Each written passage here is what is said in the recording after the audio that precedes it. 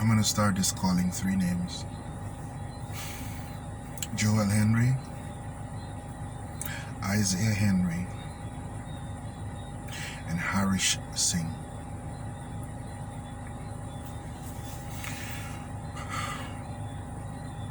Earlier today, I took some time and sat just like this and made a recording to address the issues as I knew it at the time. I drove and came home, and as I was getting in, I saw a message from someone with the news article saying that another young man has been murdered, this time in the backdams of number 3 Village, West Coast Berbice. And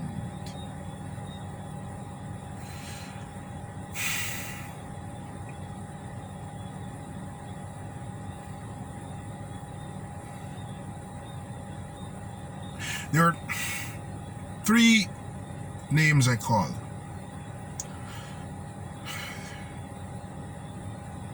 The ages were 16, 17, and 19. Young men. Young men. Nothing else really matters. They were young Guyanese men. All of them men with promise.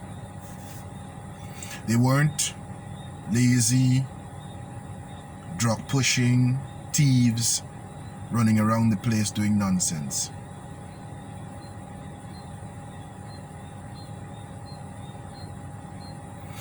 They were young men with promise. And at this point, the only conclusion I can draw as to who killed those men is our society. Forget about who pulled the weapons, used the weapons, conspired if they did. Doesn't matter. Our society killed them.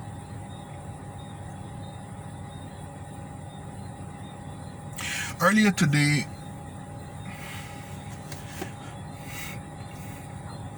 the reason I was doing a video was to make some suggestions. It was a long video when it was done. I figured I would have to do it over anyhow. I didn't figure I would have to do it over because a critical development would have been missed. We have a situation here where on Sunday it was discovered that the 2 Henry boys, Isaiah and Joel, were brutally murdered in the backdams and their bodies left behind Cotton Tree Village, apparently in a coconut plantation. I'm not going to describe the state of their bodies and all of that. People have done that. It's out there. Their bodies were left at the back of Cotton Tree Village. Very quickly into that evening, as the news went out, the village was, or villages actually were mobilized, and they engaged in what I knew up to last night as only civil disobedience. They blocked the road, stopped the traffic, and they were protesting, calling for justice. Last night, after asking for some evidence to give confirmation to what exactly would have been the timeline on some events, I did learn that there were persons who reported experiencing violence during the protest as early as Sunday night. So there were some violent elements. But most of what was out there, including reports I heard from people that I know and trust, who went up to visit, said that, and the videos that I saw live streamed or recorded, said that the protest on the main road was civil disobedience. They were breaking civil laws, blocking off the road, and destroying destroying a bit of public property. They were angry. In that regards, as far as it relates to civil disobedience, in my opinion, they were right. They had a genuine reason to be angry. They had a genuine reason to engage in peaceful, non-violent civil disobedience. Why? Because the people would have already come to a conclusion that they don't have faith in the system to just bring justice and bring it swiftly. The concern was that this one is going to be swept under the carpet. It's going to be swept away. People are going to allow time to pass and they will forget about it. And then, you know, that's it. Family and friends are left to deal with their hurt and their pain. They never get a chance to really heal. And that's what you have. That the Henry boys would have been murdered, butchered, and nothing really comes out of it for various reasons.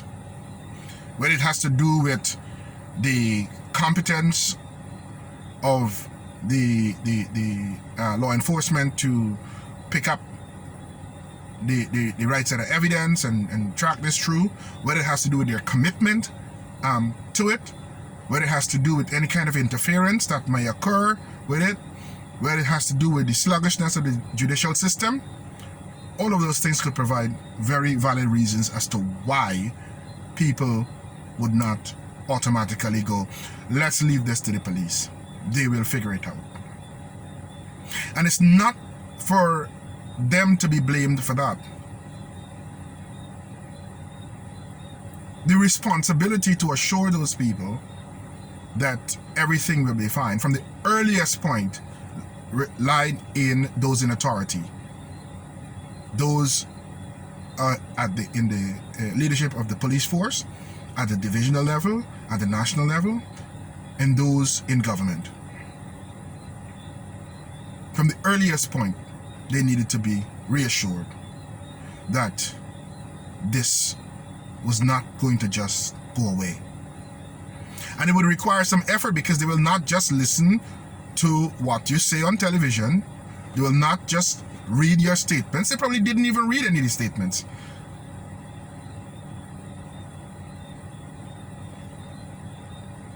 Our friend in discussing this who said, you know, and it made sense. From the earliest point, the police commissioner, I would suggest the commander from the division, should have been there talking with the villagers, talking with the family, talking with the media, and reassuring the family, the community, and the nation that they were going to ensure that justice is served.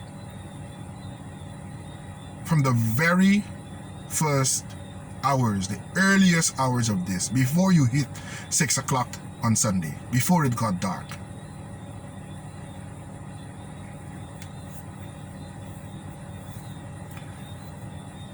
So the protests continued. There are violent elements to it already from Sunday. I really record. I'm not going to call the people's names, even though they made public statements on Facebook. I'm not going to call their names. I reached out to two persons I saw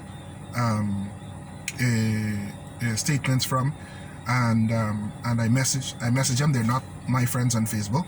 I messaged them asking permission to make a direct reference to their accounts. They haven't seen my message because it's the way how Facebook. Forget all of that. The point is that I'm not gonna call their names. But there were two accounts. One that was from a pastor's wife, and in relation to the experience that she had with her husband and two sons, 12 and 18, in their vehicle heading east and having to turn around. And then another account of a young lady going home with colleagues and friends, and having to be escorted through the back, being robbed and all of that.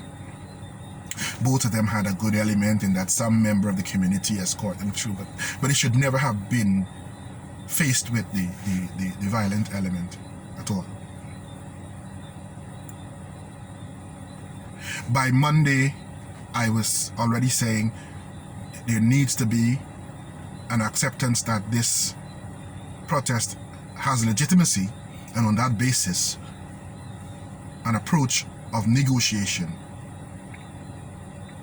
that those in authority should negotiate with the villages to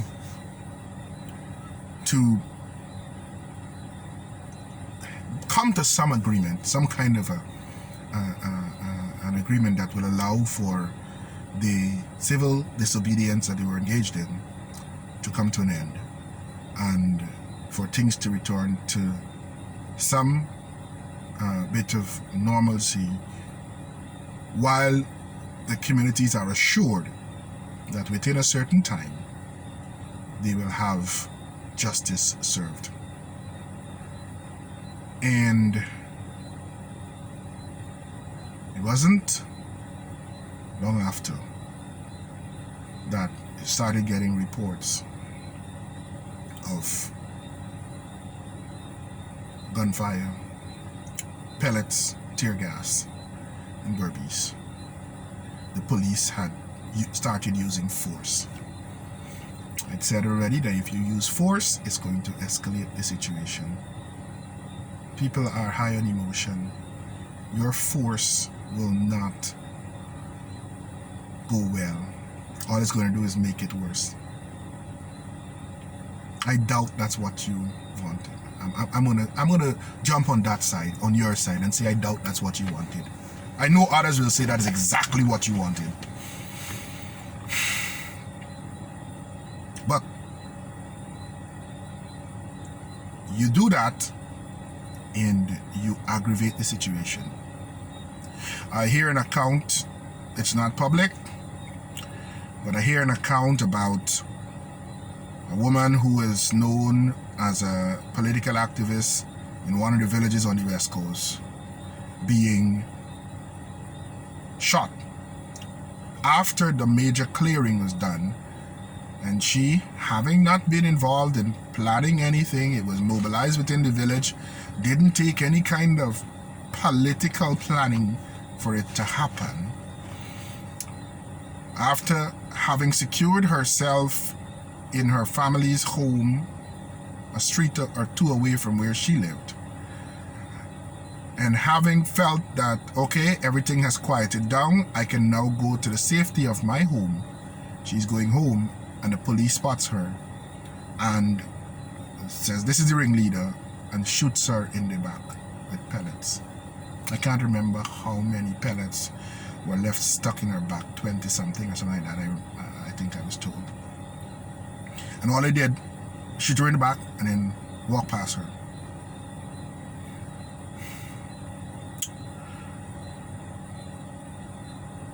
So where the police should have been de-escalating, they were aggravating.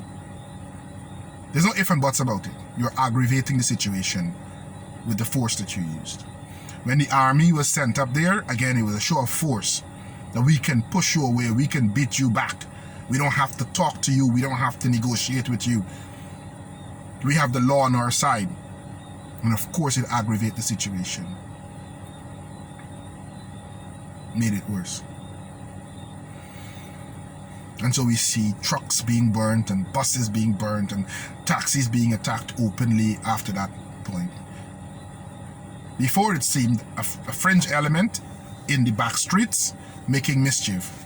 Then that mischief came to the front street after the police attacked. It somehow seemed to be the main element of what was going on. And what was before in the main street, largely peaceful civil disobedience, obstructing the normal flow of life, yes. Breaking laws, yes, but civil disobedience. It then became a violent protest. Because force met the people. And they responded back. So now you have to look at bloodied bodies of people who were injured because the vehicles were attacked. They were just trying to get home.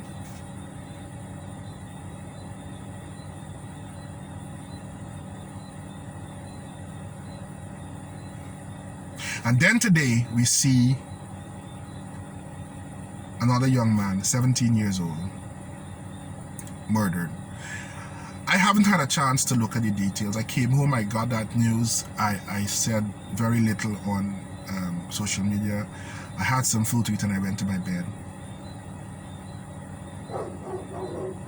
I was hurt, I was somewhat angry, I was very emotional about it, and I went to my bed. And not too long got up and I came to do this over. So I don't know all the facts around that. I saw that there was a very quick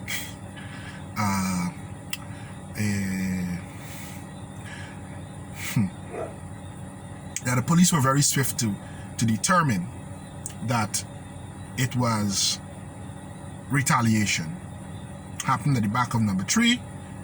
It must have been people protesting that went down there. I don't know on what basis, if they had evidence to support it, or if they were just speculating. And I note a difference in this. It's plain as day. I listened to the press conference they had yesterday, I believe, and the refusal to speculate about whether or not the murder of the Henry boys were politically motivated or what. I didn't hear. I'm still to hear anything about that murder those murders being considered as hate crime. And I said it before, that this was not about coconuts. This is not about thieving. The Henry boys were murdered with hate. I don't even think people talking about sacrifice, and I don't think it was sacrifice. It was pure hate. A couple of days ago I said we planted, somebody said the seeds were planted long ago. But we keep planting seeds of hate and prejudice and fear based on race. Fruit is showing up. I can come back to that. I still want to put the suggestions out that I made, because there are several actors that need to act, to swiftly act. Some people are acting already. I said before, I see legitimacy in peaceful civil disobedience from the community, as far as they see that it is a necessary thing to ensure that justice is served for the murder of the Henry boys. But I condemn any act that adds violence to that, and the communities need to do the same thing. They need not condone, they need not tolerate any violent elements to what they do, regardless of what's happened. We have this in history. Martin Luther King, Mahatma Gandhi, and those who led the independence fight in India. We have it in Nelson Mandela and his leadership in South Africa in the fight against apartheid, where people were killed, brutally killed in hate.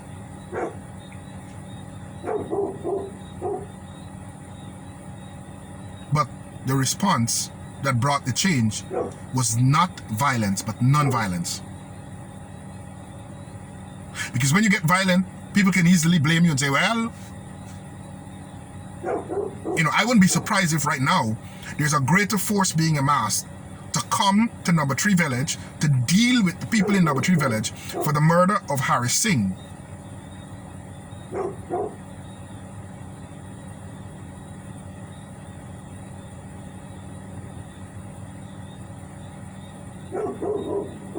Violence would not be the way. Non-violent civil disobedience is perhaps a necessity. A choice. Importantly, in civil disobedience, you are breaking civil laws, you could get locked up. Smart leadership don't lock up everybody. Don't lock up people in first place. That woman who was shot in the back by the police because they thought she was a ringleader, the proper approach would have been to arrest her. You think you have evidence against her as a ringleader? Arrest her. She was involved in the protest. You got evidence? Arrest her and carry her to the station. Charge her. Make an example of her that way. Don't make an example. Try to make an example of people by shooting them up.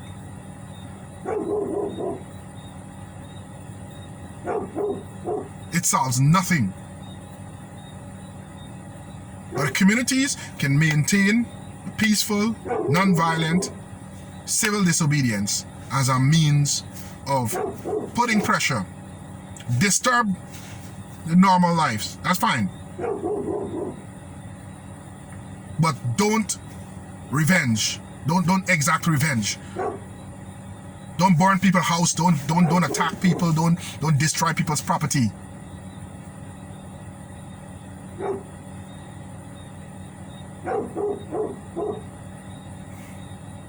The government, the leadership in the armed forces, all that are involved now, need to take a different approach. Talk to people.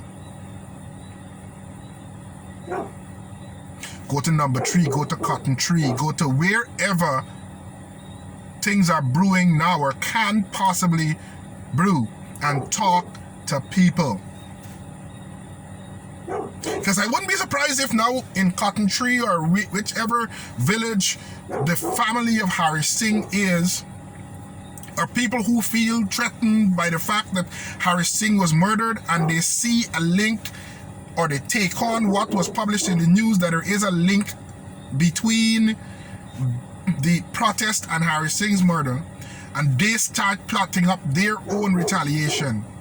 And before you get, you know it, you have a bloodbath, as we haven't seen in Guyana, perhaps ever. And I've heard of the 60s. I wasn't alive, but I've heard of the 60s. Quench flames when they are small. Give legitimacy to the anger and negotiate. Give the people reason to trust you. Right now, they likely don't. And it's not their fault. And it's not their responsibility. It's your responsibility. You're the civil servants. Serve. Don't force. Serve.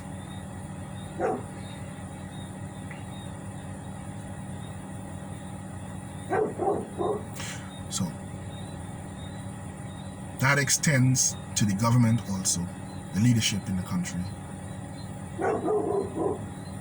It's not time for statements from behind desk. It's not time for blaming the opposition. I see just now something about a call for the ERC to investigate the statements made by the opposition. The former head of state and the current opposition leader, and I'll address the statements of ridiculous advice to the people. I said from the very onset, when I was able to process this to the point of speaking publicly, one of the first things I illustrated is the fact that I have a son who's about to be 16. In a couple of hours, he's going to be 16 years old. And I have a nephew who in about 2 months will be 16 years old. I have other young family in Guyana. And when I consider the possibility that it could have been my relatives, my family, and when I think of the fact of how I know I would have, the state of mind, the irrationality and the rage that would have likely possessed me, I stepped away from that, and while I'm still somewhat rational about it, I made a point that I think the best advice to those families, to the communities, is to remember that vengeance belongs to God. God will exact vengeance. And not to take God out of your thoughts. Keep God in your thoughts. Get on the road, yes, and engage in the peaceful protest, apply pressure, but keep God in your thoughts. Don't lose that. So to tell people that you should defend yourself, you should no, not in the state that they are at. No. But it's also not what you call the ERC on that for. How is telling the people to defend themselves, as irresponsible as it was at the time, how is that an ethnic relations issue? Why? Because we're talking predominantly to people of African ancestry? No, wasting time. Don't play political games with people. Neither side. Neither side.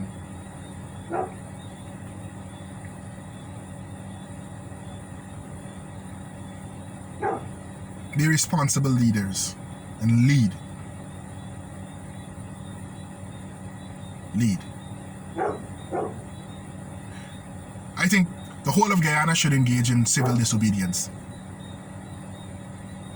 to apply pressure, to cause the politicians in general, those in government, those in opposition, and to cause those the actors in the police force and so on to know that the nation is watching and we want to ensure justice is served. Now, for 3 murders: Isaiah Henry, Joel Henry, and Haresh Singh.